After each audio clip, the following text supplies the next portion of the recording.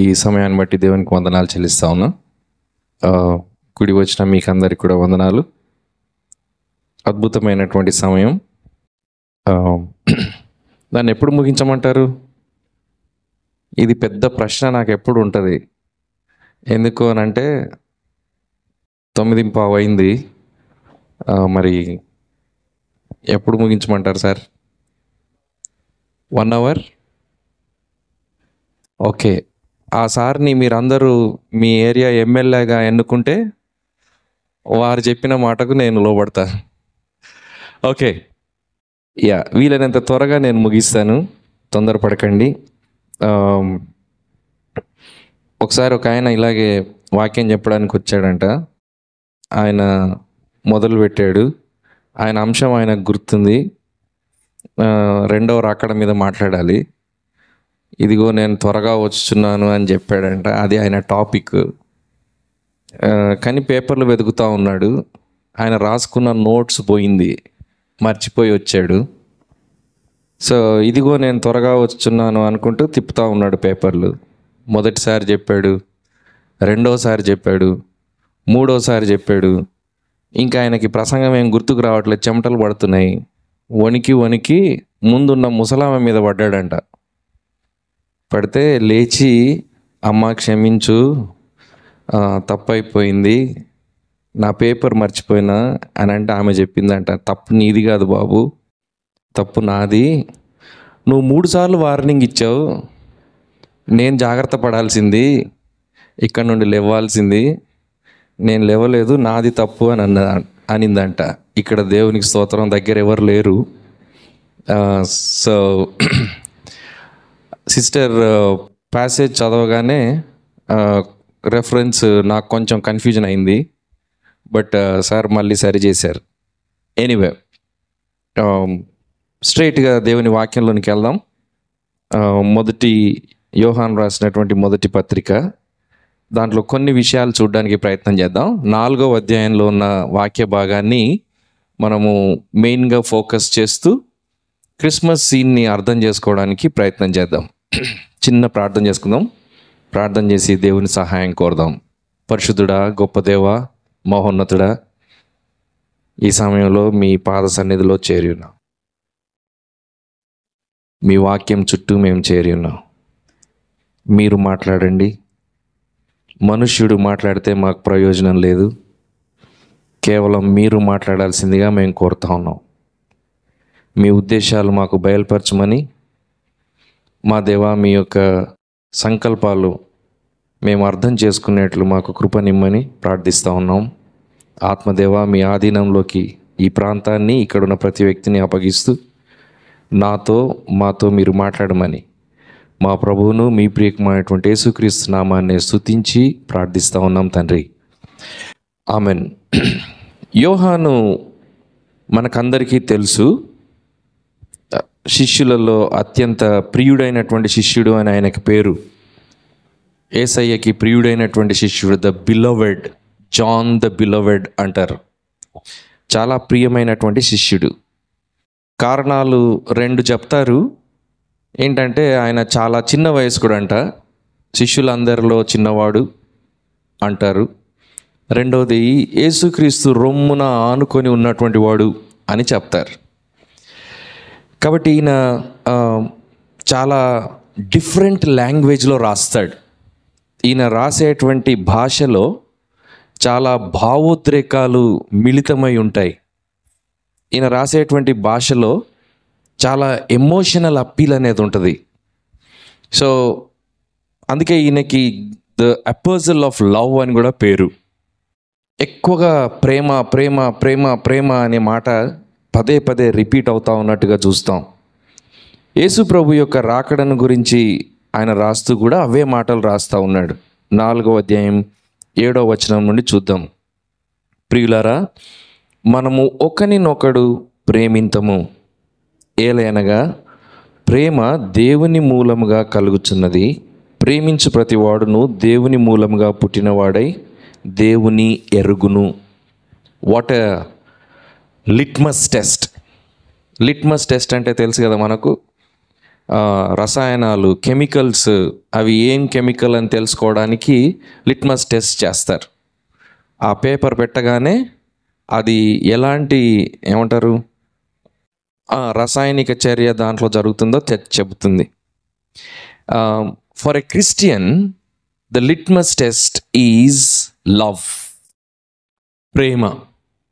అందుకే మొదటి సంఘాన్ని చరిత్రకారులు రాస్తూ ఏమన్నారంట అంటే, look how the Christians love each other. క్రైస్తవులు ఎలాంటి ప్రేమ కలిగి జీవిస్తారో చూడండి అని చెప్పేటువంటి వాళ్ళంట. అందుకే ఈ మాటలు చాలా భావగర్భితమైనటువంటి మాటలు. ప్రేమ అని అంటే ఈ సమయాల్లో దాని యొక్క నిర్వచనాలన్నీ వేరు. అన్ఫార్చునేట్గా క్రైస్తవ సంఘం ఈ ఈ ఈ ఫండమెంటల్ కాన్సెప్ట్స్కి చాలా దూరంగా వెళ్ళిపోయింది. ఇక్కడ చెప్తా ఉన్నటువంటి విషయం ఏంటంటే, మీరు దేవుని మూలంగా పుట్టిన వారైతే, మనము దేవుని మూలంగా పుట్టిన వారము అయితే, మన హృదయము ప్రేమతో తప్ప ఇంకా దానికి ఆపోజిట్గా ఎలాంటి లక్షణాలు ఉండడానికి వీల్లేదు. మన హృదయంలో దేవునికి వ్యతిరేకమైనటువంటి, అంటే ప్రేమకు వ్యతిరేకమైనటువంటి లక్షణాలు ఉన్నాయి అని అంటే, ఇక్కడ ఆయన అంటాడు 2 విషయాలు: దేవుని మూలముగా పుట్టినవారు, దేవుని ఎరిగినవారు. దేవుని మూలముగా పుట్టినవారు, దేవుని ఎరిగినవారు. మనం చాలా క్లెయిమ్ చేస్తూ ఉన్నాం, మాకు దేవుడు తెలుసు, మేము దేవుణ్ణి ఎరిగిన వారము, మేము మారు మనసు పొందిన వారము, వీఆర్ బోర్న్ అగైన్, మేము దేవుని మూలంగా పుట్టిన వారము. యేసు ప్రభు దగ్గరికి ఆయన వచ్చినప్పుడు, పెద్ద ఆయన నికోదేము అనేటువంటి ఆయన వచ్చినప్పుడు యేసయ్య అదే అన్నాడు, నువ్వు ఆత్మచేతను, దేవుని యొక్క ఆత్మచేత నువ్వు జన్మించకపోతే, తిరిగి జన్మించకపోతే నువ్వు లోపల ఎండిపోతా ఉన్నావు. నీకు మతం తెలుసు, నీకు ధర్మశాస్త్రం తెలుసు, కానీ విషయం ఏంటనంటే నువ్వు లోపల ఎండిపోతా ఉన్నావు. ప్రభు చెప్పినటువంటి సొల్యూషన్ ఏంటి అని అంటే, you must be born again. విచిత్రం ఏంటి అని అంటే, దేవుని మూలంగా పుట్టకుండానే దేవుని గురించి మాట్లాడే వాళ్ళం చాలామంది ఉంటాం. దేవుని మూలంగా పుట్టకుండానే దేవుని గురించి మాట్లాడే వారం చాలామంది ఉంటాం. ఆ సీన్ దగ్గరికి వద్దాం తర్వాత. ఇక్కడ ఎందుకు దేవుని మూలముగా పుట్టడం గురించి మాట్లాడుతూ ఉన్నాడు అనేటువంటి విషయం కొంచెం ఆలోచిస్తే నాకు కలిగిన కొన్ని ఆలోచనలు మీకు చెప్తా ఉన్నా. ఇక్కడ ద స్టాండర్డ్ ఆఫ్ లవ్, జాగ్రత్త విందాం. ద స్టాండర్డ్ ఆఫ్ లవ్, ప్రేమకు ఏమంటారు ప్రమాణం. ప్రేమకు ప్రమాణం ఏంటి అని అంటే దేవుడు. Simple, the definition is clear. ప్రేమకు ప్రమాణం ఏంటి అని అంటే దేవుడు. కాబట్టి దేవుని మూలంగా పుట్టినవాడు ప్రేమించకుండా ఉండలేడు. ప్రేమించకుండా ఉండి నేను దేవుని మూలంగా పుట్టినవాడు అనేవాడు అబద్ధికుడు. ఆ మాటలు కూడా చెప్పాడు, అబద్ధికుడు. ఎందుకు ఈ మాటలు చెప్తావునా? ప్రేమ లేకుండానే మనం చాలా పనులు చేస్తాం. యు నో వాట్, క్రిస్టియన్స్ యొక్క నా వ్యక్తిగత జీవితంలో నేను గమనించింది ఏంటో తెలుసా అండి? 2 విషయాలు. ఒకటి, ప్రేమ లేకుండానే చాలా పనులు చేస్తాను. ప్రేమతోనే చేయాల్సిన పనులు చాలా చేస్తాను ప్రేమ లేకుండా. ఇంకో విషయం చెప్పనా, 2 ఆపోజిట్ విషయాలను కూడా ప్రేమిస్తాను. ఇది క్రైస్తవ జీవితంలో నా అనుభవంలో నేర్చుకున్నటువంటి పాఠం. దేవుణ్ణి ప్రేమిస్తాను, దేవునికి ఆపోజిట్గా ఉన్నవి కూడా ప్రేమిస్తాను. మన వ్యక్తిత్వము ఎలా ఏమంటారు ట్విస్ట్ చేయబడింది అని అంటే, we love God and also we love God hates what God hates. That is the tragedy of we Christians. మన యొక్క గొప్ప దౌర్భాగ్యమైన పరిస్థితి ఏంటి అని అంటే ఇది, దేవుణ్ణి ప్రేమించడం, మళ్ళీ దేవుడు దేన్ని అసహ్యించుకుంటాడో దాన్ని ప్రేమించడం. ఈ డబుల్ స్టాండర్డ్స్లో మనం జీవిస్తూ ఉన్నాం కాబట్టి సంఘం చాలా బలహీనమైనటువంటి పరిస్థితిలో ఉంది. ఈరోజు అన్నిటి అర్థాలు మారిపోయినాయి కదండి. అన్నింటి అర్థాలు మారిపోయినాయి. కొంచెం ఏమంటారు, మీడియా ప్రపంచంలో ఉన్నాం కాబట్టి కొంచెం ఆలోచించడానికి ప్రయత్నం చేద్దాం. యూనో, ఈరోజు డెఫినిషన్స్ అన్నీ మారిపోయినాయి. మీడియా చలవ వల్ల డెఫినిషన్స్ అన్నీ మారిపోయినాయి. ఫర్ ఎగ్జాంపుల్, ప్రేమ అనే మాటనే తీసుకుందాం. ప్రేమ అనే మాట తీసుకుంటే ఇప్పుడున్నటువంటి తరంలో ప్రేమ అనే మాటకు అర్థం ఏంటో చెప్పండి, ఎవరైనా చెప్తారా? ప్రేమ అనే మాటకు అర్థం ఏంటండి? ఇద్దరు యవనస్తుల మధ్య ఆకర్షణ. ఆ ఆకర్షణ కూడా ఎలా ఉంటుందో చెప్తా నేను. ఒక అడ్వర్టైజ్మెంట్ వచ్చింది, ఏంటో తెలుసా? బార్1 చాక్లెట్ అడ్వర్టైజ్మెంట్. నాకు ఇక్కడ ప్రొజెక్టర్ ఉంటే బాగుండేది, చూపించేవాడిని. బార్1 చాక్లెట్ అడ్వర్టైజ్మెంట్. సార్ అన్నట్టు ఇద్దరు యవనస్తులు. ఆ అడ్వర్టైజ్మెంట్ ఎలా ఉంటుందంటే నేను క్లుప్తంగా చెప్తాను, మీరు కళ్ళు మూసుకొని ఊహించుకోండి బొమ్మ, మీకు ఏది కనబడితే అది. ఓకే, కాలేజ్ కారిడార్ ఉంటుంది. ఆ కారిడార్లో ఇద్దరు బాయ్స్ నిలబడి మాట్లాడుకుంటూ ఉంటారు, ఫ్రెండ్స్. ఇది నిజంగా వచ్చిన అడ్వర్టైజ్మెంట్. Cadbury బార్1 chocolate. వాళ్ళిద్దరూ నిలబడి మాట్లాడుకుంటూ ఉంటుంటే ఒక అందమైన అమ్మాయి అదే కాలేజీలో కొత్తగా జాయిన్ అయ్యి అలా వస్తూ ఉంటుంది. ఇక్కడ ఒక అబ్బాయికి ఆమెను చూడగానే ఏమవుద్ది రామకృష్ణ గారు?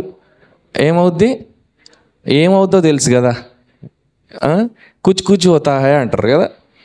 వాడు ఇలా పట్టుకొని ఆమెనే చూస్తూ ఉంటాడు. ఆమె దగ్గరికి వస్తూ ఉంటుంది. ఇంకేమవుద్ది? గుండె స్పీడ్ పెరుగుద్ది, ఇంకా దగ్గరికి వస్తుంది. వాడితో మాట్లాడుతుందేమో అని అనుకుంటుంది. ఆమె స్మైల్ ఇచ్చి పక్కన ఉన్నోని తీసుకొని వెళ్ళిపోద్ది. ఇప్పుడు ఏమవుద్ది? గుండె ఫెయిల్ అయిపోయింది. గుండె పట్టుకొని కూలబడతాడు. కూలబడగానే ఇంకా విచిత్రం ఏంటో తెలుసా? ఇంకొకడు వస్తాడు. వాడొచ్చి ఏమంటాడనంటే, లైట్ లేవో యార్, బార్1 చాక్లెట్ కాలే అంటే అర్థం ఏంటి? లైట్ తీసుకోరా, బార్1 చాక్లెట్ తిను అని ఒక చాక్లెట్ తెచ్చిస్తాడు. ఇస్తే వాడు చాక్లెట్ తీసుకొని తింటా ఉంటే ఇంకా ఆశ్చర్యం ఏంటంటే, చాక్లెట్ తినడం చూసి ఇంకొక అమ్మాయి వస్తుంది వీడి దగ్గరికి. ఇది ఈ తరంలో ప్రేమ అంటే. ఈ అడ్వర్టైజ్మెంట్ అంతా ఒక యూత్ గ్రూప్లో చూపించి, ఒరేయ్ ప్రేమ అంటే ఏంటో మీరు చెప్పండి అని వాళ్ళని అడిగా నేను. యూత్ గ్రూప్లో బిలీవర్స్, అందరు బిలీవర్సే. ఒకడు చాలా భక్తి గలవాడు ఏమన్నాడో తెలుసా? అన్నా, నాకు ఒకటి అర్థమైందన్నా. ఏమర్థమైందనంటే, దేవుడు ఒక అమ్మాయి పోతే ఇంకొక అమ్మాయిని ఇస్తాడన్నా. అంటే ఈరోజు మనవాళ్ళ డెఫినిషన్స్ కూడా అలాగే ఉన్నాయి. ఎంత మారిపోయో చూడండి, ఎంత భయంకరమైనటువంటి విషయాలు వింటూ ఉన్నాం. నాకు బాగా గుర్తుంది, కొన్ని సంవత్సరాల క్రితం, అంటే 92, 93 ఆ టైంలో, 92 అనుకుంటా to be very specific. Discovery ఛానల్లో ఒక ప్రోగ్రామ్ చూస్తూ ఉన్నా నేను. ప్రోగ్రామ్ ఏంటి అని అంటే, ఇద్దరు సైంటిస్టులు ఇలాంటి అడవిలోకి వెళ్ళి వాళ్ళు రీసెర్చ్ చేస్తూ ఉన్నారు, భార్యాభర్తలు. వాంబ్యాట్ అనే ఒక యానిమల్ ఉంటుంది, మీరు గూగుల్ చేయొచ్చు. చాలా చిన్నగా ఉంటుంది, చాలా ముద్దుగా ఉంటుంది. వాటి జనసంఖ్య తగ్గిపోతూ ఉందని వీళ్ళు రీసెర్చ్ చేస్తూ ఉంటే వాటికి సెన్సార్స్ పెట్టారు. వాళ్ళ అడవిలో ఎక్కడ తిరిగినా వీళ్ళకి రిపోర్ట్ వస్తూ ఉంటుంది. వాటిల్లో ఒక లేడీ, ఒక ఆడ జంతువుకి ప్రెగ్నెంట్ అని వీళ్ళకు వార్త వచ్చింది. వీళ్ళకు వార్త రాగానే దాన్ని జాగ్రత్తగా గమనిస్తూ ఉన్నారు. అది ఎక్కడున్నా కూడా వీళ్ళు దాన్ని ట్రాక్ చేస్తూ ఉన్నారు. ఒకరోజు సడన్గా వాళ్ళకి ఈ ఫీమేల్ వాంబ్యాట్ చచ్చిపోతుంది అని సిగ్నల్ వచ్చింది. ఏం జరిగిందో తెలీదు, అది చచ్చిపోతూ ఉంది. సో వీళ్ళు దాన్ని పరిగెత్తుకొని దాన్ని ట్రాక్ చేసి ఎక్కడో అది చిక్కుకొని ఉంటే దాన్ని పట్టుకొని వచ్చి ఒక మేక్ షిఫ్ట్ ఆపరేషన్ థియేటర్ తయారు చేసి దాని పొట్టలో ఉన్నటువంటి బేబీని తీసి, తల్లి చచ్చిపోతే ఆ బేబీని పెంచి దానికి పాలిచ్చి పెంచి ఆ వాంబ్యాట్ యానిమల్ని రక్షించారు. అప్పుడు నాకు అనిపించింది, వావ్, మనిషి ఎంతగా ఎదిగిపోయినవరా. ఒక జంతువు పొట్టలో ఉన్నటువంటి పాపను తీసి దాన్ని రక్షించగలిగావే, అసలు నీ తెలివి వావ్ అనుకున్నా నేను. ఆ సీరియల్ చూసి, ఆ డాక్యుమెంటరీ చూసిన తర్వాత ఆ రోజే నేను కాలేజీకి వెళ్తా ఉన్నా, మా కాలేజీకి మాసప్ ట్యాంక్కి వెళ్తా ఉన్నా, జేఎన్టీయూ కాలేజ్ ఆఫ్ ఫైన్ ఆర్ట్స్కి వెళ్తూ ఉంటే అక్కడ ట్యాంక్ బండ్ కింద ఒక లోవర్ ట్యాంక్ బండ్ అని ఉంటుంది, మీలో చాలామందికి తెలిసి ఉండొచ్చు. ఆ లోవర్ ట్యాంక్ బండ్ కింద ఒక నాలా ప్రవహిస్తూ ఉంటుంది. నాలా అంటే ఒక మురికి కాలువ. నేను ఫోటోగ్రఫీ బ్యాక్గ్రౌండ్ కదా, నాకు చాలా ఇంట్రెస్ట్ అవి ఇవి చూడడం. నేను స్ట్రైట్గా వెళ్ళిపోతా ఉన్నా బండి మీద. సడన్గా అక్కడ అందరూ నిలబడి చూస్తూ ఉన్నారు. ఏం చూస్తూ ఉన్నారు అని అక్కడికి పోయి చూశాను. నేను చూస్తే కింద ఒక ఫోటోగ్రాఫర్ ఫొటోస్ తీస్తూ ఉన్నాడు, ప్రెస్ ఫోటోగ్రాఫర్ ఫొటోస్ తీస్తూ ఉంటే ఏం తీస్తున్నాడు ఈయన ఫోటోలు అని నేను చాలా జాగ్రత్తగా గమనిస్తే అక్కడ ఒక బొమ్మలాగా పడేసింది. ఆ బొమ్మ ఏంటి అని జాగ్రత్తగా గమనిస్తే ఉబ్బిపోయి ఉన్నటువంటి అప్పుడే పుట్టిన పసికందు. ఇప్పుడు ఏమనాలి? ఒకవైపు ఏమో జంతువుల పొట్టల్లో ఉన్నటువంటి పిల్లలను రక్షించగలిగిన మానవులు, అంత ప్రేమామయులు, ఇటువైపు తన సొంత కడుపులో పుట్టినటువంటి పిల్లని మురికి కాలువలో పడేసింది ఒక తల్లి. ఏది ప్రేమ? ఏం జరుగుతూ ఉంది? ఈరోజు మనము ఈ డెఫినిషన్ని మనం అర్థం చేసుకోవాలి. ప్రేమ ఇట్ ఈజ్ నాట్, ఇంతకుముందు ప్లాంట్లో మేము మాట్లాడుకుంటా ఉన్నాం క్రిస్మస్ మీటింగ్లో, ప్రేమ అనంటే ఒక కాన్సెప్ట్ కాదు, ఒక అబ్స్ట్రాక్ట్ కాన్సెప్ట్ కాదు, కేవలము ఏదో ఊహాజనితమైనటువంటి ఒక భావన మాత్రమే కాదు. దేవుడు అంటున్నాడు ప్రేమ ప్రత్యక్షపరచబడాలి. ప్రేమ ప్రత్యక్షపరచబడాలి. ఎక్కడ మొదలైంది ఆలోచన? దేవునిలో మొదలైంది ఆలోచన. దేవుడు అన్నాడు నా ప్రేమను నేను ప్రత్యక్షపరుస్తాను. మాటలు చెప్పడం మాత్రమే కాదు, దేవుడు లోకాన్ని ఎంతో ప్రేమిస్తూ ఉన్నాడు అని మాటలు చెప్పడం మాత్రమే కాదు, ఇప్పుడు నా ప్రేమను నేను ప్రత్యక్షపరుస్తాను. ఏం చేశాడు? ప్రేమను ప్రత్యక్షపరచడానికంట ఆయన కుమారుణ్ణి పంపాడంట. ఆయన కుమారుణ్ణి పంపాడు. అదే కదా క్రిస్మస్, ప్రేమ యొక్క ప్రత్యక్షత. అంటే అర్థం ఏంటి? ఈ ప్రత్యక్షత అనే మాటకి ఇన్కార్నేషన్ అనే వర్డ్ ఉంది. ఇన్కార్నేషన్ అంటే ఏంటంటే ఆయన మన మధ్యలో టెంట్ వేసుకొని మన మధ్యలో జీవించాడు. He has tabernacled among us అని దాని అర్థం. He has tabernacled among us. That is what is called incarnation. ఇప్పుడు విచిత్రమైన విషయం ఏంటంటే ఈ ప్రేమను మనం ఎలా అర్థం చేసుకున్నాం? ఈ దేవుని ప్రేమను మనం ఎలా అర్థం చేసుకున్నాం? ఈ ప్రత్యక్షతను మనం ఎలా అర్థం చేసుకున్నాం? ఈ ప్రత్యక్షతను, దేవుని మనసులో ఉన్నటువంటి ఆలోచనలు మనము అర్థం చేసుకుంటే మన జీవితాలు ఎలా ఉండాలి? సంఘం ఎలా ఉండాలి?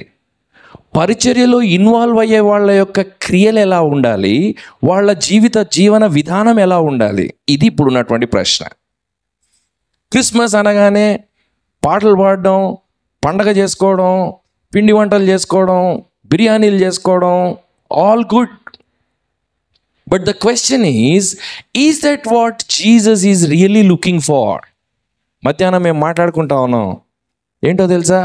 ఒకవేళ బహుశా యేసు ప్రభు ఈ క్రిస్మస్ సెలబ్రేషన్స్కి వస్తే ఆయనే ఆశ్చర్యపోతాడేమో, అసలు వీళ్ళు ఎవరి బర్త్డే సెలబ్రేట్ చేసుకుంటున్నారు ఆయన అనుకుంటాడేమో కదా. ఎందుకోసం? నిన్న మాట్లాడుకున్నాం కదా, అత్యంత దారుణమైనటువంటి పుట్టుక, అసలు ఎవరు గుర్తు చేసుకోలేనటువంటి పుట్టుక. విషయం ఏంటి అని అంటే 4వ శతాబ్దం వరకు అసలు క్రైస్తవ సంఘం క్రిస్మసే సెలబ్రేట్ చేసుకోలేదంట. కాబట్టి ఇప్పుడు చేసుకోవద్దని నేను చెప్పట్లేదు, చరిత్ర చెప్తా ఉన్నా. అప్పుడు వాళ్ళకు పండగ అని అంటే ఏంటి? సిలువ, పునరుద్ధానం, ఇవి రెండే పండగ. ఆనాటి క్రైస్తవులకు, మొదటి క్రైస్తవులకు దేవుని ప్రేమ ప్రత్యక్షత అని అంటే మళ్ళీ ఆయనను బాలుడుగా ఆ పశువుల పాకలో పడుకోబెట్టి చుట్టూ తిరిగి బతుకమ్మ బతుకమ్మ అన్నట్టు పాటలు పాడుడు కాదు. ఆనాడు వాళ్ళకి సిలువను గుర్తు చేసుకోవడం, ఆ సిలువలో ఆయన చేసిన త్యాగాన్ని గుర్తు చేసుకోవడం, పాపము పైన జయము సంపాదించినటువంటి పునరుద్ధానాన్ని సెలబ్రేట్ చేసుకోవడం. That was what celebration was. కానీ అది మొత్తం మారిపోయింది సంఘంలో. ఈరోజు మనం అర్థం చేసుకోవాల్సినటువంటి విషయాలు కొన్ని ఉన్నాయి, అవి నేను త్వరగా చెప్పి ముగిస్తాను. జాగ్రత్తగా విందాం. క్రిస్మస్ అనగానే మన మీనింగ్స్ మారిపోయినాయి, మన అర్థాలు మారిపోయినాయి. ఒకసారి బీబీసీ న్యూస్ ఛానల్లో మళ్ళీ ఒక న్యూస్ రిపోర్ట్ ఇస్తూ ఉన్నారు. ఈ డెకరేషన్ ఐటమ్స్ అన్నీ చైనాలో తయారు చేస్తారు, తెలుసు కదా మనకి. అవన్నీ చైనాలో తయారు చేస్తారు. చైనా మార్కెట్ నిండా ఈ మిసిల్టోస్, ఆ స్టార్స్, అవన్నీ ఏమంటారు, డెకరేటివ్ ఐటమ్స్ అన్నీ తయారు చేసి అమ్ముతూ ఉన్నారు. అక్కడికి పోయి వాళ్ళు ఇంటర్వ్యూ చేస్తూ ఉన్నారు. ఏమనంటే, అసలు ఇవి ఎందుకు పెడతారో తెలుసా మీకు, ఎవరి కోసం పెడతారో తెలుసా మీకు, ఈ డెకరేషన్ ఎందుకోసం చేస్తారో తెలుసా మీకు అని అంటే, చైనా మార్కెట్ మొత్తం వాళ్ళు చెప్పింది, we don't know, they don't know why they are doing it. కానీ వాళ్ళు చేస్తున్న ఆ డెకరేషన్ ఐటమ్స్ ప్రపంచమంతా ప్రాకినాయి. క్రిస్మస్ అంటే వాళ్ళ డెకరేషన్గా మారిపోయింది. ఈరోజు మనం గిడియన్స్ మినిస్ట్రీలో ఇన్వాల్వ్ అవుతూ ఉన్నటువంటి వాళ్ళంగా ఒక కోణం మార్చుకొని ఆలోచిస్తే బాగుంటుందని నా ఆలోచన. మొదటి విషయం, నిర్వచనాలు మారిపోతున్నాయి. నిర్వచనాలు మారిపోతున్నాయి. ఈరోజు మన నిర్వచనాలు ఎలా ఉన్నాయో మనం పరిశీలించుకోవాల్సిన అవసరం ఉన్నది.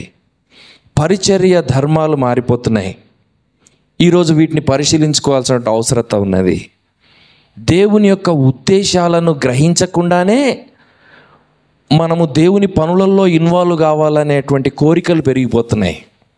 సంఘం ముందు చాలా సవాళ్ళు ఉన్నాయి. సిస్టర్ చదివినటువంటి 3వ అధ్యాయంలో ఉన్నటువంటి వచనాలలో కొన్ని మాటలు ఉన్నాయి. అవి నన్ను ఆలోచింపజేసినాయి. అపవాది క్రియలు, అపవాది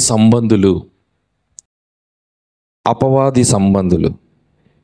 కొంచెం బ్రేక్ పడింది నా హృదయంలో. అపవాది సంబంధులు, ఏమైనా అలాంటి లక్షణాలు ఉన్నాయా? ఏమైనా అలాంటి లక్షణాలు మనలో ఉన్నాయా? చెప్పాను కదా, we love two opposites. We love God and we also love what God hates. That is our problem. ఇక్కడ అంటున్నాడు, ఒకవేళ అలాంటి జీవితాలు మనం జీవిస్తూ ఉంటే మన నిర్వచనాలు మారిపోయి బైబిల్ నిర్వచనాలు కాకుండా మన సొంత నిర్వచనాలతో మనం జీవిస్తూ ఉంటే ఇంకెవడితోనో సంబంధం ఉంది. కాబట్టి ఇప్పుడు మనం ఆలోచించుకోవాలి. రండి, యోహాను ఏం చెప్తా ఉన్నాడో చూద్దాం. ఆయన అంటా ఉన్నాడు, ప్రేమ ప్రత్యక్షమైంది. ఎలా ప్రత్యక్షమైంది? ఎంత ఖచ్చితంగా రాస్తా ఉన్నాడో తెలుసా? ఆ ప్రేమ ప్రత్యక్షమైనప్పుడు మొదటి అధ్యాయంలోనికి రండి. మొదటి అధ్యాయం 1వ వచనం, జీవవాక్యమును గూర్చినది ఆది నుండి ఏది ఉండెనో, మేమేది వింటిమో, కన్నులారా ఏది చూచితిమో, ఏది నిదానించి కనుగొంటిమో, మా చేతులు దేనిని తాకి చూచెనో అది మీకు తెలియజేయుచున్నాం. What a statement! ఎంత క్లారిటీతో చెప్తా ఉన్నాడో చూడండి. ఆయన అంటా ఉన్నాడు, దేవుని గురించినటువంటి ఒక సత్యం మాకు తెలిసింది, బహుశా మీకు మేము ఎక్స్ప్లెయిన్ చేయలేమేమో. అది కాదు ఆయన చెప్తుంది. ఆయన ఎంత ఖచ్చితంగా చెప్తున్నాడో తెలుసా? ఏ ప్రేమను గురించి అయితే, ఏ ప్రేమ ప్రత్యక్షమైంది అని మేము ప్రకటిస్తూ ఉన్నామో, ఏ జీవము ప్రత్యక్షమైంది అని మేము ప్రకటిస్తూ ఉన్నామో, ఏ జీవము ప్రత్యక్షమైంది అని మేము బైబిల్ పంచిపెడతా ఉన్నామో, ఏ జీవము ప్రత్యక్షమైంది అని మేము సువార్త ప్రకటన చేస్తూ ఉన్నామో, విషయం ఏంటో తెలుసా? We rubbed shoulders with him. We rubbed our shoulders with him. ఎంత గొప్ప క్లారిటీతో మాట్లాడుతూ ఉన్నాడో చెప్పండి. అంటాడు, మేము కనులారా చూసాం దాన్ని, మేము చెవులారా విన్నాం, మేము తాకి చూచాం. ఈరోజు మన సువార్త ప్రకటనలో ఉన్నటువంటి లోపం ఏంటో తెలుసా? ఇది. There is no clarity of the truth of God. Listen. There is no clarity of the truth of God becoming an experience in our life. అర్థమైందండి నేను చెప్పేది? There is no clarity, conviction. there is no conviction, there is no clarity of the truth of God which is revealed to us, becoming our experience, day to day experience. యోహాను ఎంత ఎంత ఖచ్చితంగా చెప్తా ఉన్నాడో వినండి. Can we say this word? ఈరోజు సువార్త ప్రకటించడానికి వచ్చినటువంటి మనం, నేను ఏ సువార్తను ప్రకటిస్తూ ఉన్నానో, ఏ ప్రేమను ప్రకటిస్తూ ఉన్నానో, ఏ జీవాన్ని గురించి ప్రకటిస్తూ ఉన్నానో, దాట్ ఈజ్ మై ఎక్స్పీరియన్స్. చెప్పలేము. ఎందుకు? చెబితే మన చుట్టూ ఉన్న వాళ్ళు ప్రశ్నిస్తారు. ఎందుకు ప్రశ్నిస్తారు? ఒకవేళ ఇది నీ జీవితం అయితే, ఇది నీ అనుభవం అయితే, నీ వ్యక్తిత్వంలో వేరే షేడ్స్ కనబడుతున్నాయేంటి అడుగుతారు కదా. నువ్వు ఆలోచించే విధానాల్లో వేరే షేడ్స్ కనబడతా ఉన్నాయేంటి? నువ్వు మాట్లాడే తరీకాలో వేరే షేడ్స్ కనబడతా ఉన్నాయేంటి? నీ క్రైస్తవ జీవితంలో నువ్వు చెప్తా ఉన్నటువంటి వాటికి, నువ్వు చేస్తూ ఉన్నటువంటి వాటికి తేడాలు ఉన్నాయేంటి? సహవాసం అని మనం మాట్లాడేటువంటి మన మధ్యలో పొరపొచ్చులున్నాయి ఎందుకు? ప్రేమ అని మాట్లాడే మన మధ్యలో పగలున్నాయి ఎందుకు? దేవుణ్ణి ప్రేమిస్తూ ఉన్నామని చెప్పే మన మధ్యలో ద్వేషాలున్నాయి ఎందుకు? సంఘం కోర్టు ముందుకి వెళ్ళి నిలబడతా ఉంది ఎందుకు? ఈరోజు క్రైస్తవులు అని చెప్పుకుంటా ఉన్నటువంటి వాళ్ళు ఏమంటారు, కేసులలో ఇరుక్కుపోతా ఉన్నారు ఎందుకు? There is a definite gap between what we believe and what we are. యోహాన్ అంటున్నాడు, మేము చూసింది ఒక కాన్సెప్ట్ కాదు. మేము ఊరికే వచ్చి ఇలా 4 పాటలు పాడి చప్పట్లు కొట్టి హల్లెలూయా స్తోత్రం అని చెప్పి వెళ్ళిపోయి మళ్ళీ ఇంకొకరి జీవితం జీవించేటువంటి ఆ విధానం కాదు. ఆయన అంటున్నాడు, you know what, this he's become our life. ఎర్ర సముద్రం దాటించాడు దేవుడు. చెప్పుకోవడం చాలా ఈజీ, స్టోరీస్ చెప్పుకోవడం చాలా ఈజీ.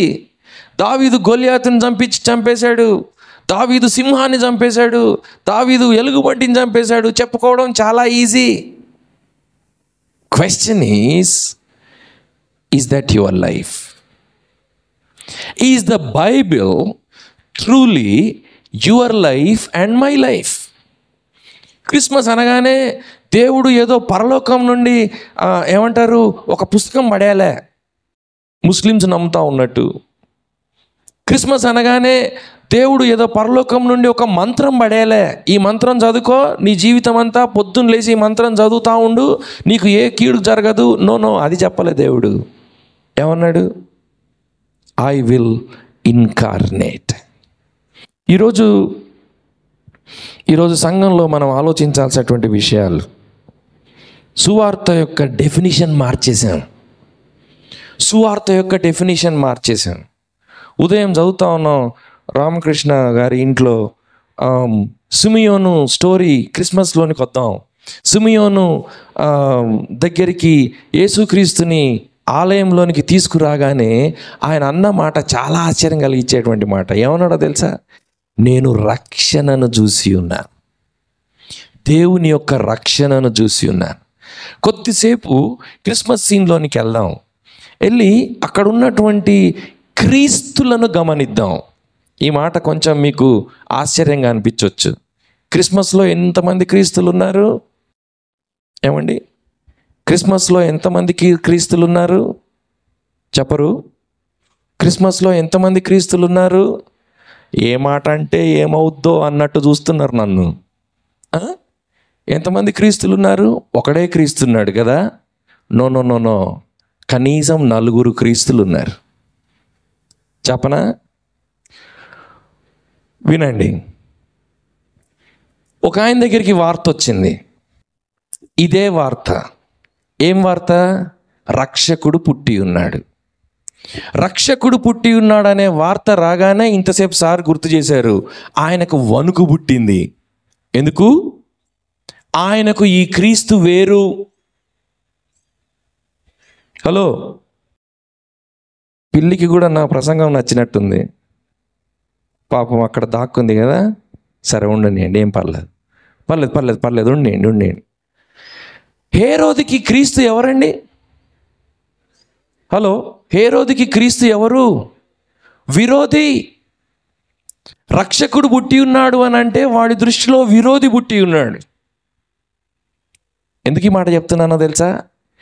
క్రిస్మస్ సీన్లో ఇన్వాల్వ్ అయిన వాళ్ళందరికీ క్రీస్తు రక్షకుడు కాదు. క్రిస్మస్ సీన్లోనే ఇన్వాల్వ్ అయ్యాడు ఆయన. He was a prominent character in the Christmas drama, yes or no? But for him, Christ is an enemy. రెండవ గుంపు, ఇది మొదటి గుంపు. క్రీస్తు అనగానే శత్రువు. బయట మనకు చాలామంది కనబడతారు, వాళ్ళకు క్రీస్తు అనగానే శత్రువు, విరోధి అయిన క్రీస్తు. రెండవ గుంపు ఎవరు? వాళ్ళ దగ్గరికి ఈ వార్త రాగానే హేరోదు వాళ్ళని పిలిపించాడు. ఎందుకోసం పిలిపించాడు? ఈయన అడ్రస్ తెలుసుకోవడానికి పిలిపించాడు. ఎవరు వాళ్ళు? శాస్త్రులు. శాస్త్రులకి వాక్యం అంతా తెలుసు. చాలా విచిత్రం ఏంటనంటే ఎవ్వరికీ అర్థం కాని విషయాలు వీళ్ళకి అర్థమైనాయి. జ్ఞానులకు కూడా అర్థం కాని విషయం వీళ్ళకి అర్థమైంది. ఏమర్థమైంది? యేసుక్రీస్తు డోర్ నంబర్ అర్థమైంది. యేసుక్రీస్తు స్ట్రీట్ పేరు అర్థమైంది. యేసుక్రీస్తు ఎక్కడ పుట్టాడో ఆ గ్రామం పేరు అర్థమైంది. వీళ్ళకి మొత్తం GPS రికార్డ్ అంతా ఉంది. వీళ్ళు చెప్తున్నారు జ్ఞానులకి, ఇదో ఇటు నుండి ఇటు పోయి రైట్కి తిరిగి లెఫ్ట్కి తిరిగి స్ట్రైట్గా పోతే అక్కడ బెత్లెహేం ఉంటుంది, ఆ బెత్లెహేంలో ఒక పశువుల పాకు ఉంటుంది, అక్కడ ఆయన పుడతాడు, పోయి చూసుకోండి అంటే అర్థం ఏంటి? ఎంత విచారకరం ఆలోచించండి అమ్మా, కొంచెం ఆలోచించండి, ఎంత విచారకరం. They have complete information about who Christ is. Listen. They have complete information about where he would be born. Address ఏంటి, డోర్ నంబర్ ఏంటి, స్ట్రీట్ నంబర్ ఏంటి, అన్నీ తెలుసు. But where were they? ఇది నిజంగా జరిగిందా? ఈ లేఖనాలన్నీ చదివి అమ్మో ఈ అడ్రస్ ఇక్కడ ఉంది, ఈయన పుట్టాడా అనే విషయం మీ చేతిలో పడితే మీరు ఏం చేస్తారు? పుస్తకాలు ఆడ పడేసి పరిగెత్తుకొని పోరు? మరి వీళ్ళు ఎందుకు పోలే? ఏమండి, వీళ్ళు ఎందుకు పోలే? ఎప్పుడైనా ఆలోచించారా? వీళ్ళకి కంప్లీట్ ఇన్ఫర్మేషన్ ఉంది. ఇన్ఫర్మేషన్ లేక కాదు, టోటల్ ఇన్ఫర్మేషన్ ఉంది. But why didn't they go? వీళ్ళకు క్రీస్తు ఎవరు?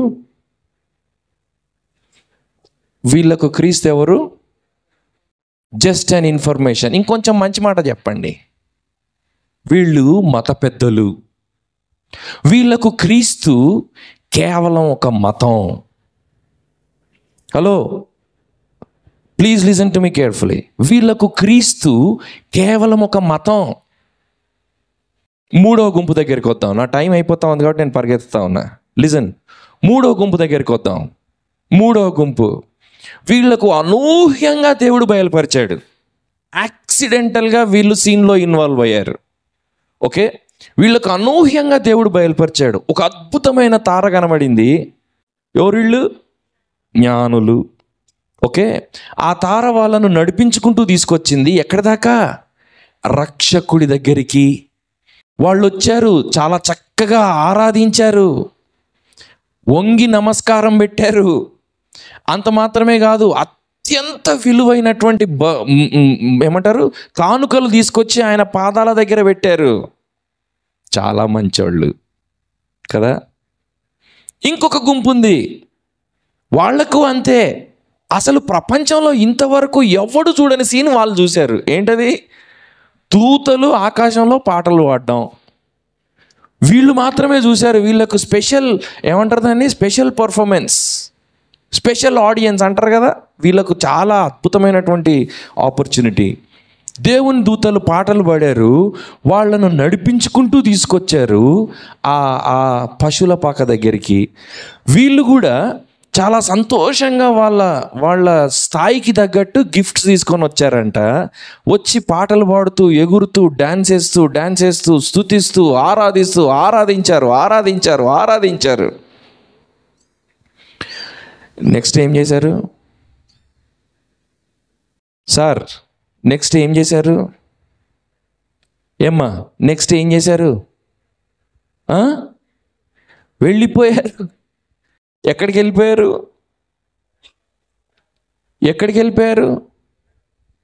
చరిత్రలో కనబడకుండా వెళ్ళిపోయారు. నాకు అస్సలు అర్థం కాదు. ఉదయం బ్రదర్స్ మేము డిస్కస్ చేసుకుంటా ఉన్నాం, మాకు అస్సలు అర్థం కాలేదు, అలా ఎలా వెళ్ళిపోగలిగారు? ఈయన రక్షకుడు, పాపంలో నుండి విడిపించే రక్షకుడు ఈయనే అని తెలిసి అద్భుతంగా, అసలు మానవ ఊహకు అందని విధంగా ఆ సమాచారం దేవుని నుండి డైరెక్ట్గా వీళ్ళు పొంది ఎలా వెళ్ళిపోయారు? Can you imagine this? ఏ విధంగా వెళ్ళిపోయి ఉంటారు? వెళ్ళిపోతే పోయినారు, ఓకే.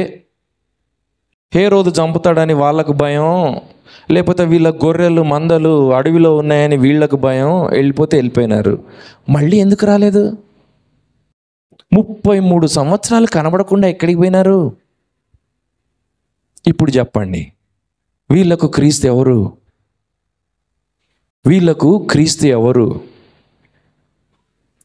క్రీస్తు ఎవరో తెలుసా? ఒక ఆశ్చర్యం.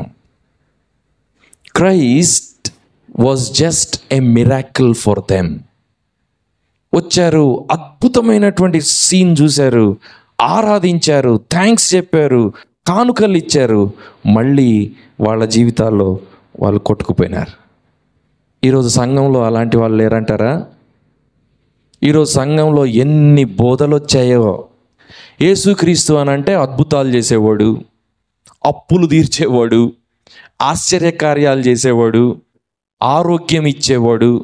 ఆయన దగ్గరికి రావడం ఎందుకు అని అంటే నీకు అభివృద్ధి, ప్రాస్పెరిటీ, ఓన్లీ ప్రాస్పెరిటీ. వీళ్ళకు క్రీస్తు కేవలం ఒక ఆశ్చర్యం. ఇప్పుడు 4వ గుంపు దగ్గరికి వద్దాం. 4వ గుంపు ఒకటి ఉన్నది. ఉదాహరణకు చెప్తాను, వీళ్ళ స్టోరీలు డిఫరెంట్. 400 సంవత్సరాలు దేవుని ప్రవచనం కనబడకుండా పోయింది. దేవుని వాక్యం దేవుడు ఏర్పరచుకున్నటువంటి జనులకు రాకుండా పోయింది. చీకటి ఏలుతా ఉంది, డార్క్ పీరియడ్ అంటారు, 400 years. ఆ టైంలో దాదాపు 90 సంవత్సరాల వయసున్నటువంటి ముసలాయన ఆలయంలో ఎదురు చూస్తూ ఉన్నాడు. ఆయన చేసేదల్లా ఒకటే, ఆలయంలో ప్రార్థన చేయడం, అంతే. దేనికోసం? ఇశ్రాయేలీయుల యొక్క ఆదరణ కోసం, ఇశ్రాయేలు యొక్క దేవుని యొక్క రక్షకుని కోసం, మెస్సియా కోసం ఎదురు చూడటం, ప్రార్థన చేయడం. ఆలోచించండి ఒక్కసారి, ఆ సీన్ ఒక్కసారి ఊహించండి. ఎటు నిరీక్షణ లేదు, దేవుని స్వరం వినబడట్లేదు, వాక్యం వారి మధ్యలోనికి రావట్లేదు, వాళ్ళకి ప్రవచనాలు లేవు. 400 years. ఆ టైంలో ఒక ఆయన నిరీక్షణతో దేవుని సన్నిధిలో ఎదురు చూడడం. Can you imagine this? ఒకవేళ ఆ టైంలో మనం ఉంటే ఏం చేసేవాళ్ళం? అదే టైంలో ఇంకో ముసలాం ఉంది, ఆమె పేరు అన్న. ఆమంట ఇంకా చక్కగా రాసుంటుంది. ఆ వాక్యాలని చూడడానికి సమయం లేదు కాబట్టి నేను స్టోరీ చెప్తా ఉన్నా, మీకు తెలిసిన విషయమే కాబట్టి. ఆమెంట అక్కడ ఉన్నటువంటి గుంపుతో డిస్కస్ చేసేదంట ఈ మెస్సియా రాక గురించి. ఇదేం మనసు? They were also part of the story of the coming of Christ. ఇంకొక వైపు చూద్దాం. నిరీక్షణ లేని సమయంలో నిరీక్షణతో ప్రభు సన్నిధిలో ఎదురు చూసేవాళ్ళు ఒకరైతే, ఇంకొక వైపు కొంచెం ఆలోచించండి. దాదాపు 16 సంవత్సరాలు ఉంటాయేమో అమ్మాయికి. సడన్గా దేవదూత కనబడి నువ్వు గర్భవతివి కాబోతా ఉన్నావు అంటే ఆ అమ్మాయి మనసు ఎలా ఎలా కలవరం చెందుతుందో ఆలోచించండి. Can you imagine this? మనకు పాటలు పాడడం చాలా ఈజీ. కన్య మేరియా గర్భమందు అని పాడడం చాలా ఈజీ కదా. కానీ can you imagine the pain that she goes through? ఆమె ఎలాంటి మనోక్షోభ అనుభవించుంటుందో. ఎందుకు? ఇప్పుడు ఆ సమాజము అలాంటి స్త్రీలను ఏం చేసేవాళ్ళు? రాళ్ళతో కొట్టి చంపేవాళ్ళు. ఆమె కళ్ళ ముందు కనబడే సీన్ ఏంటనంటే, రేపు ప్రొద్దున నేను రోడ్డు మీద కనబడితే నన్ను రాళ్ళతో కొట్టి చంపుతారు. What a hard disease. How could Mary accept this? A young girl, a teenage girl, just betrothed. నాకు అర్థం కాని విషయం ఏంటనంటే, అసలు మరియా ఎట్లా యాక్సెప్ట్ చేసింది దీన్ని? Wasn't that a challenge? ఇంకోవైపు ఆమెకు ఎంగేజ్ చేయబడినటువంటి యవనస్తుడు, ఓకే, ఆయన పరిస్థితి ఏంటి? ఆయనకు దేవదూత కనబడి చెప్పాడు, నువ్వు ఆమెను అంగీకరించు. ప్రశ్న ఏంటి? ఇప్పుడు ఈమెను తీసుకొని బయటికి వెళ్తే రాళ్ళ కొట్టి చంపుతారు. అలాంటి పరిస్థితిలో ఈయన నేను భర్తని అని చెప్పి ఆమెను తీసుకొని వెళ్ళడం ఎంత డేంజరస్ పొజిషన్ అది. తీసుకొని వెళ్తా ఉంటే నా కుటుంబం యొక్క పరపతి ఏమైపోను, గౌరవం ఏమైపోను. ఎంతో భక్తిగా జీవించినటువంటి వాళ్ళ కుటుంబం, వాళ్ళ లీనియేజ్ అంతా మనం చూస్తే అసలు ఎంత భక్తితో ఉండేటువంటి వాళ్ళు కదా. అంటే అర్థం ఏంటి? ఇంకొక గుంపు ఉన్నారు ఈ క్రిస్మస్లో. Brothers and sisters, listen to me carefully. ఈ గుంపు వాళ్లకు తెలియకుండానే దేవుని రక్షణ ప్రణాళికలో భాగమైపోయారు. వాళ్లకు క్రీస్తు అనంటే కేవలము పుట్టిన ఒక బాబు కాదు, దేవుడు జగత్తు పునాది వేయబడక ముందే వేసినటువంటి రక్షణ ప్రణాళిక. ఆయనను చూడగానే సిమియోన్ అంటాడు, ఇది రక్షణ, దేవుని రక్షణ నేను చూశాను, ఇక నేను ప్రశాంతంగా వెళ్ళిపోతాను. మరియ దగ్గరికి వచ్చేసరికి this is what God is doing in your life అని అంటే ఆమె అనింది, ఎస్ లార్డ్, ఐఎమ్ రెడీ. యోసేపు దగ్గరికి వచ్చి ఇది దేవుడు చేస్తున్న కార్యమయ్యా అని అంటే, ఎస్ లార్డ్, ఐఎమ్ రెడీ. దేవుని రక్షణ ప్రణాళిక. అంత మాత్రమే కాదు, దేవుని రక్షణ ప్రణాళికలో వీళ్ళు కూడా భాగస్థులై జీవించారు. మతం కోసం కాదు, ఆశ్చర్య కార్యాల కోసం కాదు, అద్భుత కార్యాల కోసం కాదు, దేవుని రక్షణ ప్రణాళికలో భాగమవ్వడం కోసం. డియర్ ఫ్రెండ్స్, ఈరోజు మిమ్మల్ని ప్రశ్న అడగనా? Do you want to be part of the plan of salvation? Do you want to be part of God's plan of salvation? Do you want to be an instrument in the God's plan of salvation? మనం ఎందుకోసం జీవిస్తున్నాం? అసలు మన జీవితం యొక్క అర్థం ఏంటి? మన పిల్లలకు మనం ఏం నేర్పుతా ఉన్నాం? మన పిల్లలకి జీవితం యొక్క డెఫినిషన్ ఏమని చెప్పాం? మన భార్యాభర్తలుగా మీ కుటుంబం యొక్క డెఫినిషన్ ఏంటి? మీ పిల్లల యొక్క జీవితం, భవిష్యత్తు, వాళ్ళ యొక్క ఆలోచనలు, వాళ్ళ కలలు, వాళ్ళ డ్రీమ్స్, వాళ్ళకున్నటువంటి యాస్పిరేషన్స్, వాళ్ళ అంబిషన్స్, వాటిని ట్యూన్ చేస్తూ ఉన్నామా మనం? వాటిని దేవుని రక్షణ ప్రణాళికలో వాళ్ళు భాగస్థులు ఉన్నట్లు మన కుటుంబాలను మనం ట్యూన్ చేస్తూ ఉన్నామా? ఈరోజు సంఘం చాలా దూరం వెళ్ళిపోయింది. దేవుని రక్షణ ప్రణాళికలో మనం భాగస్థులం అనే ఏమంటారు ఆ సోయి అనేది లేకుండా మనం జీవిస్తూ ఉన్నాం. యేసుక్రీస్తు నమ్ముకున్నావా? నమ్ముకున్నాను. ఎందుకు నమ్ముకున్నావు? పరలోకం పోవడానికి, అంతే. Is that all? But what is your responsibility, my responsibility? నేను ఎప్పుడు అడుక్కుంటాను, నన్ను నేను అడుక్కునేటువంటి ప్రశ్న ఏంటో తెలుసా? ఒకవేళ దేవుణ్ణి నేను చెయ్యెత్తి నన్ను రక్షించు ప్రభువా అని ప్రార్థించింది పరలోకం పోవడం కోసమే అయితే, ఆ రోజే ఆయన నన్ను బుస్సుమని పైకి తీసేసుకోవచ్చుగా. ఎందుకు ఇంకా భూమి మీద పెట్టాడు? ఎందుకు ఇంకా మనం బతికున్నాం ఇక్కడ ఎందుకు ఇంకా చప్పట్లు కొడుతూ పాటలు పాడుతున్నాం? ఇక్కడ ఎందుకు ఇంకా కూర్చొని ఆలోచిస్తూ ఉన్నాం? ఆరాధనలు ఇవన్నీ ఎందుకు? ఎప్పుడైనా ఆలోచించారా? You know what friends, God is doing something. దేవుడు ఒక కార్యం చేస్తున్నాడు.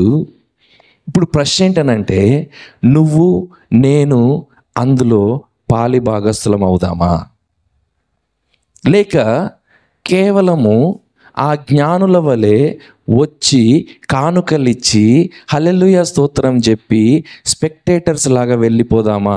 ఓ సినిమా 3 గంటలు చూసి ఇంటికి వెళ్ళిపోయినట్టు. ఎందుకు రాసి ఇచ్చాడు ఈ వాక్యం? చూద్దామా? వాక్యం పంచుతూ ఉన్నటువంటి మనం దేవుడు ఎందుకు రాసి ఇచ్చాడో చూద్దామా? 102వ కీర్తనలోకి రండి.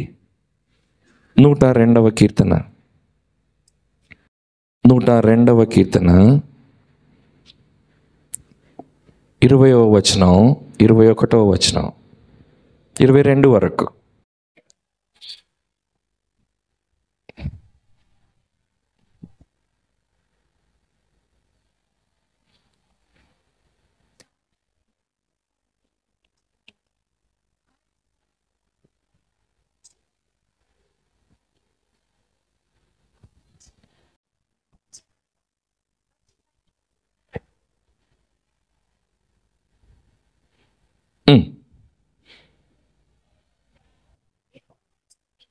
చాలు, జాగ్రత్త వినండి. లిజన్. ఎందుకు రాసి ఇచ్చాడో తెలుసా? దేవుడు మనుషులను రక్షించుకోవాలనంటే వేరే ప్రణాళిక వేయొచ్చు కూడా, కానీ యేసయ్య దేవుడి యొక్క ఉద్దేశం వినండి. దేవుని యొక్క ఉద్దేశం, ఆయన వ్రాసి ఇచ్చిన గ్రంథం ఎందుకోసం వ్రాసి ఇచ్చాడో తెలుసా? ఇక్కడ కీర్తనకారుడు అంటా ఉన్నాడు, చెరసాలలో ఉన్నారు వాళ్ళ మూల్గులు వినడానికి. చావునకై పట్టబడిన వారు, చావునకై బంధింపబడిన వారు కొందరు ఉన్నారు. Out there are people who are bound in prison. చెరసాలలో బంధింపబడిన వాళ్ళు అక్కడ ఉన్నారు. చావునకై పట్టబడిన వాళ్ళు అక్కడ ఉన్నారు. వాళ్ళు మూలుగుతున్నారు. ఇంకో విషయం ఏంటో తెలుసా? లిజన్, ఆ మూల్గేటువంటి మూల్గులు వినే దేవుడు ఒక ఆయన ఉన్నాడు. ఆయన దేవుడు అక్కడ ఉన్నాడు. ఆయన వింటున్నాడు. వాళ్ళ బంధకాలను విడిపిస్తడానికి ఆయన రెడీగా ఉన్నాడు. కావాల్సింది ఏంటి అని అంటే, ఆయన ఉద్దేశాలను కనెక్ట్ చేయగలిగినటువంటి మనుష్యుడు. ఏహెచ్కేల్ అందుకే అంటాడు, బండ సందులలో నిలబడేవాడు ఎవడు? బండ సందులలో నిలబడేవాడు ఎవడు? అమ్మా, ఈ వచనాలు నేను పదే చెప్తా ఉన్నా, మన నిర్వచనాలను మార్చేసేయాలి, మన దృక్కోణాన్ని మార్చేసేయాలి, మన పర్స్పెక్టివ్ని మార్చేసేయాలి. దేవుడు అంటా ఉన్నాడు, ఈ వాక్యం నేను ఎందుకు రాసి ఇచ్చానో తెలుసా? గిడియన్స్ వాళ్ళు ఎందుకు పంచిపెడతా ఉన్నారో తెలుసా? ఏదో పంచిపెట్టిపోవడం కోసం కాదు, ఏదో రిపోర్ట్లు రాసుకోవడం కోసం కాదు. వీళ్ళెవరు అనంటే, ఈ వాక్యం వాళ్ళ జీవితంగా మారినటువంటి వాళ్ళు. వాళ్ళ జీవితంగా మారినటువంటి వాళ్ళు ఈ వాక్యాన్ని తీసుకెళ్తా ఉన్నారు ముందుకు. ఎందుకు అనంటే, మూలుగుతా ఉన్నటువంటి వాళ్ళు అక్కడ ఉన్నారు, బంధకాల్లో ఉన్నటువంటి వాళ్ళు అక్కడ ఉన్నారు. ఆయన అంటా ఉన్నాడు, వచ్చుతరము తెలుసుకోవాలి. నెక్స్ట్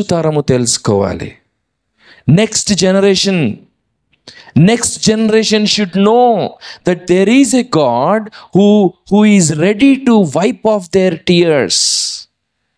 ఈరోజు సంఘం ఈ అజెండా, ఈ రక్షణ ప్రణాళిక, ఈ నిత్యత్వపు రక్షణ ప్రణాళిక నుండి ఎంత దూరం వెళ్ళిపోయిందో. ఎందుకు ఈ మాటలు అంటా ఉన్నానో తెలుసా? చరిత్రలో చెప్తారు, 4వ శతాబ్దం అంటే యేసుక్రీస్తు మరణించి తిరిగి లేచిన తర్వాత 400 సంవత్సరాల లోపు 400 సంవత్సరాల లోపు నోన్ వరల్డ్ అంటే అప్పటికి తెలిసిన దేశాలు ఏవేవైతే ఉన్నాయో ప్రపంచ పటంలో 4వ శతాబ్దంలో ఎన్ని దేశాలైతే ఉన్నాయో వాటిల్లో 60% దేశాలకు సువార్త వెళ్ళిపోయింది. ఎప్పుడు? 4th century. మీకు ఒక విషయం తెలుసా? ఇది 21వ సెంచరీ, ఇప్పటికీ అదే పరిస్థితి ఉంది. అంటే 16 శతాబ్దాలు, 16 సెంచరీస్ సంఘం ఏం చేసింది? ఏమండి, 16 శతాబ్దాలు సంఘం ఏం చేసింది? అసలు ఏమైంది? ప్రపంచంలో 60% దేశాలకు సువార్త 4వ శతాబ్దంలోనే వెళ్ళిపోతే ఈరోజు మనం ఏం చేస్తున్నట్టు? ఎందుకోసం ఇది జరుగుతూ ఉంది? ఈ విషయం దయచేసి ఆలోచించాలని నేను కోరుతా ఉన్నా. ఫ్రెండ్స్, మన ముందు ఒక చాయిస్ ఉంది. చాయిస్ ఏంటనంటే చాలా simple. Do you want to become part of God's plan of salvation? దేవుని రక్షణ ప్రణాళికలో నువ్వు కూడా భాగస్థుడివి కావాలని కోరుకుంటున్నావా? దానికోసం సాక్రిఫైస్ చేయాలి అని వాక్యం చెప్తా ఉంది. దానికోసం ప్రాణాలను పణంగా పెట్టినటువంటి వాళ్ళు మరియా యోసేపులు. దానికోసం నిరీక్షణ లేనప్పుడు ఎదురు చూస్తూ ఉన్నటువంటి వాళ్ళు, చుట్టూ ఉన్నటువంటి వాళ్ళల్లో నిరీక్షణ నింపినటువంటి వాళ్ళు సిమియోను, అన్నాలు. దేవుని రక్షణ ప్రణాళికలో ఇన్వాల్వ్ అయ్యే వాళ్ళ జీవితం వేరుగా ఉంటుంది. So don't just be satisfied by becoming a member of Gideons organisation. No,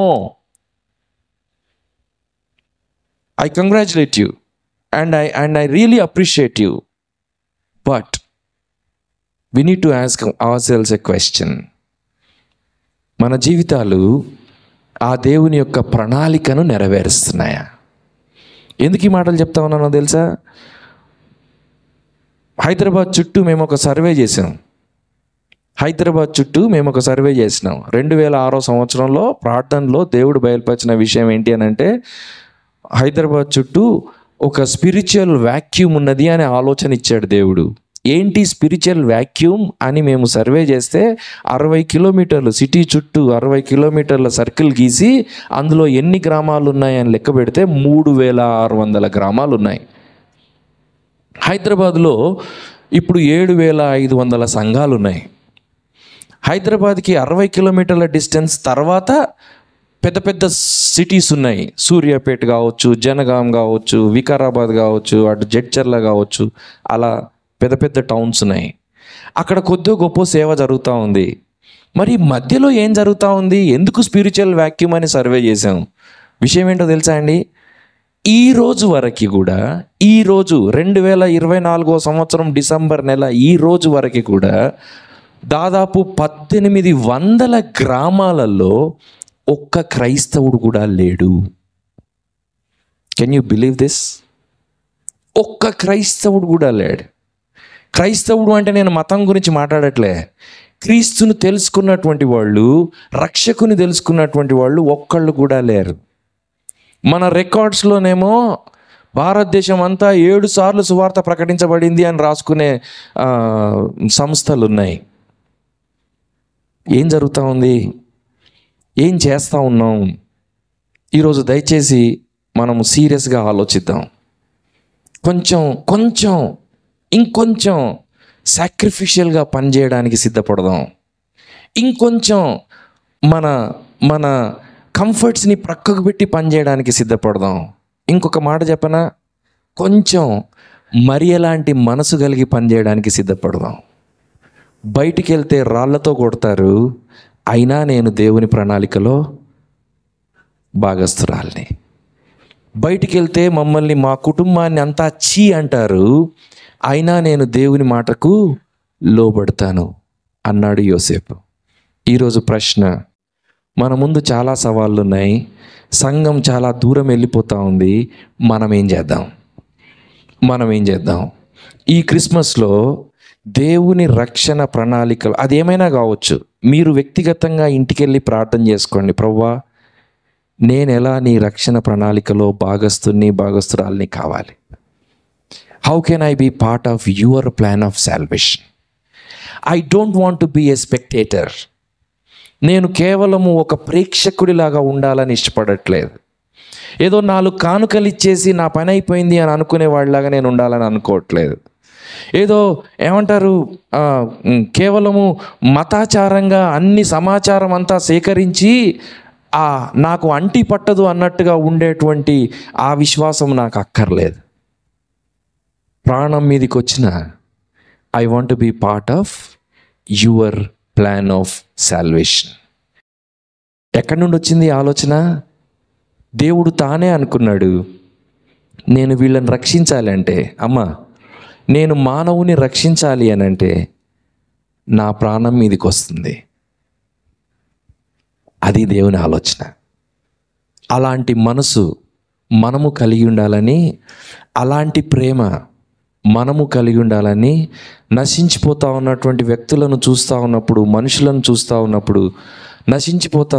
ఈరోజు సార్ వాళ్ళ ప్లాంట్కి వెళ్ళినప్పుడు వాళ్ళు ఆ ఫర్నేస్ ఓపెన్ చేసి చూపించారు. నాకు ఒక్కసారి నాకు నరకం కనబడింది.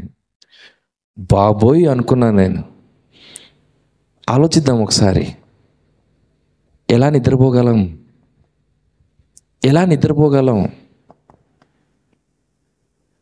దావీదు అన్నాడు, ఆ 7వ అధ్యాయంలో ఉంటుంది, 2వ రాజుల గ్రంథం అనుకుంటా, నలుదిక్కుల యెహోవా అతనికి శత్రువుల నుండి విజయమిచ్చిన తర్వాత, అంటే ఆ రోజు ఇంకా ఆయనకి ఏ శత్రువు లేడు. Peaceful night. ఆ రోజు బార్డర్ సెక్యూరిటీ ఫోర్స్ వాళ్ళు కూడా నిద్రపోయే రాత్రి అది. ఊరంతా పండగ చేసుకుంటా ఉంటే ఈ దావీదు మాత్రం టెర్రస్ మీద పచార్లు కొడతా ఉన్నాడంట. ఎందుకు? నిద్ర పట్టట్లేదు. ఆయన అంటాడు, లోపల ఏసీ హాల్ ఉంది, ఇంతెత్తు కుషన్ బెడ్ ఉంది, ఏమంటారు సారంబి వృక్షంతో చేసిన బెడ్ ఉంది, మంచం ఉంది, కానీ నాకు నిద్ర పట్టట్లేదు. ఎందుకు? ఒకే ఒక కారణం, దేవుని మందసం డేరాలో ఉంది. దేవుని మందసం డేరాలో ఉంటే నేను ఎలా నిద్రపోగలను? ఆయన ఒక్కడు ఆ రాత్రి ఇంటి మీద తిరుగుతూ ఉన్నాడు. ఎందుకు? దేవుని మందసం డేరాలో ఉంది. అలాంటి మనసు మనకు కావాలి కదా. అలాంటి మనసు కోసం మనం ప్రార్థన చేయాలి కదా. ఈ ప్రశ్న అడగడానికి నేను జంకుతా ఉన్నా, కానీ అడుగుతా. ఎందుకు అంటే నాకు కొంచెం సిగ్గు లేకుండా అడగడం అలవాటు. ఓకే, ఒకసారి అడగనా? పాల్వంచ గురించి నిద్రపట్టని రాత్రి ఎప్పుడన్నా ఉందా? భారతదేశం గురించి నిద్రపట్టని రాత్రి ఎప్పుడన్నా ఉందా? మన సంఘాల్లో యవనస్తులను గురించి నిద్రపట్టని రాత్రి ఎప్పుడన్నా ఉందా? సంఘంలో ఉన్నటువంటి ఈ భయంకరమైన పరిస్థితులను గురించి నిద్రపట్టని రాత్రి ఎప్పుడైనా ఉందా? లేకపోతే సంథింగ్ ఈజ్ మిస్సింగ్. ఈ క్రిస్మస్లో I have only one request with all of you. Let us change our lens. మనం చూసే విధానం మార్చుకుందాం. దేవుణ్ణి అడుగుదాం, దేవా నీ లెన్స్ నాకు దయచేయి ప్రభువా. నా చుట్టూ ఉన్న ఎంప్లాయీస్ని చూస్తూ ఉన్నప్పుడు, నా కొలీగ్స్ని చూస్తూ ఉన్నప్పుడు, నా నైబర్స్ని చూస్తూ ఉన్నప్పుడు, నాతో కలిసి జీవించే వాళ్ళని చూస్తూ ఉన్నప్పుడు, నాతో కలిసి కాలేజ్కి వెళ్ళే వాళ్ళని చూస్తూ ఉన్నప్పుడు, let me look at them through your eyes. ఈరోజు క్రిస్మస్ అంటే కేవలం ఈ సెలబ్రేషన్ కాదు, నీ సెలబ్రేషన్ నాకు కావాలి. ఎందుకు? ఆయన రాబోతూ ఉన్నాడు. We are preparing for his coming, his second coming కదా. ఆయన 2వ రాకడ కొరకు సిద్ధపడదాం. ఆయన రాకడలో వచ్చినప్పుడు, ఇదిగో దేవా నీవు నాకు ఇచ్చిన ఈ జీవితంతో this is what I have done for you, నీకోసం ఇది చేశాను, నా జీవితాన్ని ఇలా గడిపాను, నీకోసం ఇలా జీవించాను అని చెప్పడానికి సిద్ధపడదాం. 2 చేతులతో ఆయన ముందుకు వెళ్దాం, ఖాళీ చేతులతో కాదు. 2 చేతుల నిండా పని కలిగి ఆయన ముందుకు వెళ్దాం. ప్రభువా, నా నాసికా రంధ్రాల్లో ఊపిరి ఉన్నంత వరకు ఇదిగో నీ కోసం ఇది చేశాను నేను. మన నిర్వచనాలు మార్చుకుందాం, మన ఆశయాలు మార్చుకుందాం. దేవుణ్ణి అడుగుదాం, ప్రభువా నా దృక్కోణం మార్చు, నా పర్స్పెక్టివ్ మార్చు. ఈ క్రిస్మస్ సీజన్లో I want to make a new decision. నా జీవితం యొక్క ఉద్దేశం నీ రక్షణ ప్రణాళికలో నేను భాగం కావాలి. రండి ప్రార్థన చేద్దాం. ప్రార్థించి ప్రభువుని అడుగుదాం. ప్రభువా, ఇంతకాలం ఏవో ఉద్దేశాలతో జీవించాను, దేనికో డబ్బులు ఖర్చు పెట్టాను, సుఖం కోసం, నా కలల నెరవేర్పు కోసం,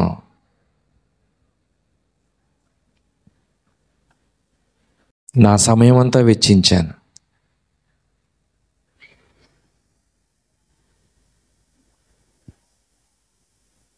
నా దృక్కోణం మార్చండి ప్రభువా.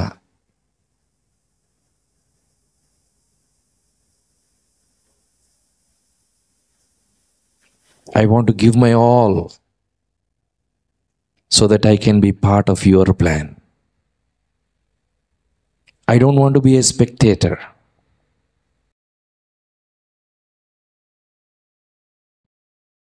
I want to live for a cause. చెప్దామా దేవునితో? ఒక నిర్ణయం తీసుకుందాం. ఇక నుంచి నా డెఫినిషన్లు మారుతాయి, నా నిర్వచనాలు మారుతాయి, నా ఉద్దేశాలు మారుతాయి, నా ఆలోచనలు మారుతాయి. వాక్యం నన్ను ట్యూన్ చేయాలి, దేవుని మనసుతో సంధానం చేయాలి. ప్రభువా నాకు సహాయం చేయి. ప్రార్థిద్దామా?